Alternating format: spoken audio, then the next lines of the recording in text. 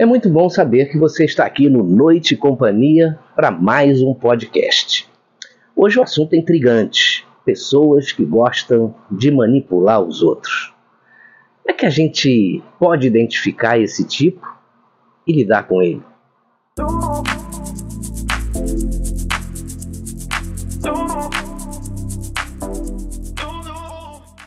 Você já viu alguém tentar controlar ou influenciar as ações, pensamentos ou sentimentos de outra pessoa de uma maneira assim calculada e muitas vezes dissimulada?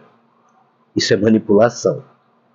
Mas a gente pode se prevenir com relação a alguém que esteja tentando aí nos manipular.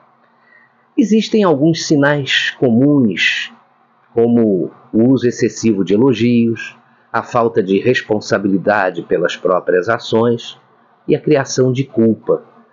Se você observar esses comportamentos, isso pode ajudar a identificar um manipulador.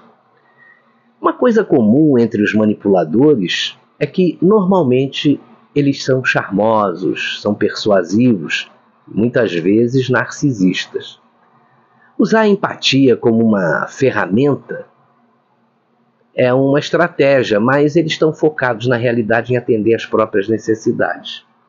Se a gente perceber que tem algum manipulador na nossa cola, a melhor abordagem para lidar com a situação é estabelecer limites claros. Isso você tem que fazer de cara.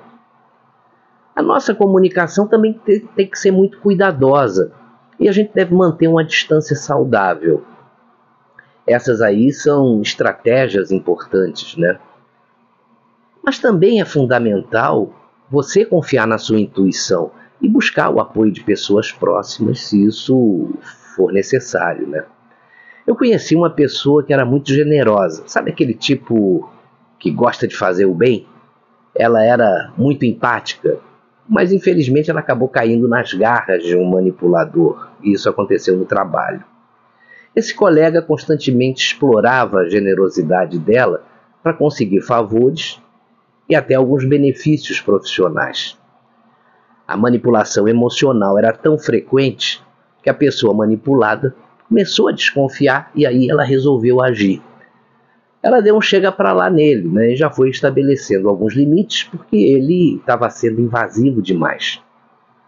E ele fazia isso com muita frequência. Ela conseguiu aí identificar os comportamentos manipuladores e começou a dizer não para ele em algumas abordagens. Mas o que ela fez de bom mesmo foi cortar totalmente os laços com ele. Esse caso mostra como é importante você reconstruir aí limites e priorizar o autocuidado. Você não pode se deixar manipular por ninguém. Esse é o ponto.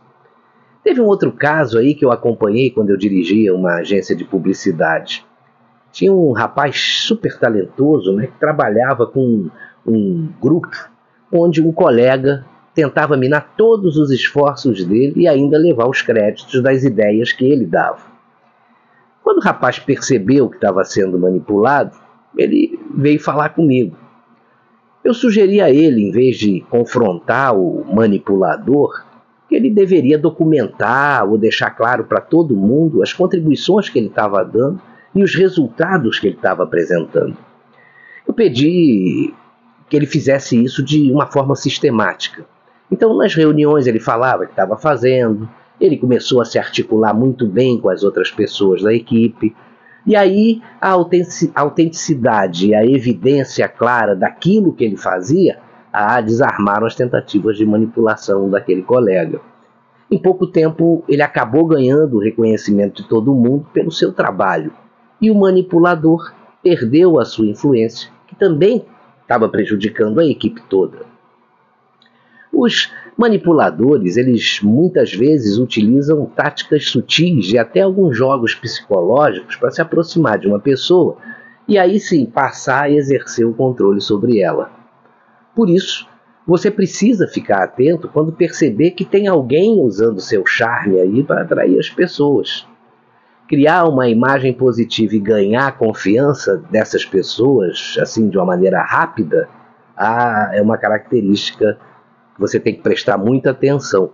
também aos elogios exagerados que são feitos para criar uma sensação de gratidão e de apego emocional.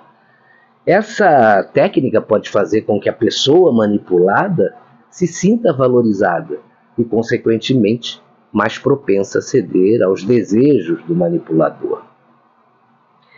Normalmente, os manipuladores eles identificam as fraquezas emocionais de uma pessoa e exploram as vulnerabilidades dela. Eles até podem parecer extremamente compreensivos e solidários. Eles criam aí uma conexão emocional, né? E aí ele tenta isolar essa pessoa dos amigos, dos familiares, dos colegas, para aumentar a sua influência. E esse isolamento social acaba criando uma dependência emocional da pessoa com ele. É por isso que eles confundem as vítimas e minam a autoconfiança delas. Isso pode incluir a criação de situações em que a pessoa se sinta culpada ou duvide das suas próprias percepções.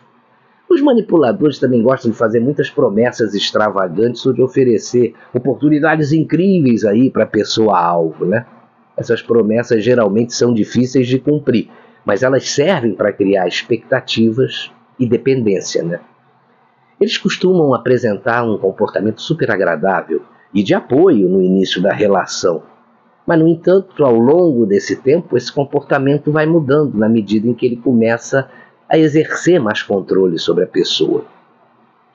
Frequentemente, eles procuram pessoas confiantes como alvo, eles se aproveitam da boa-fé e da confiança alheia, né?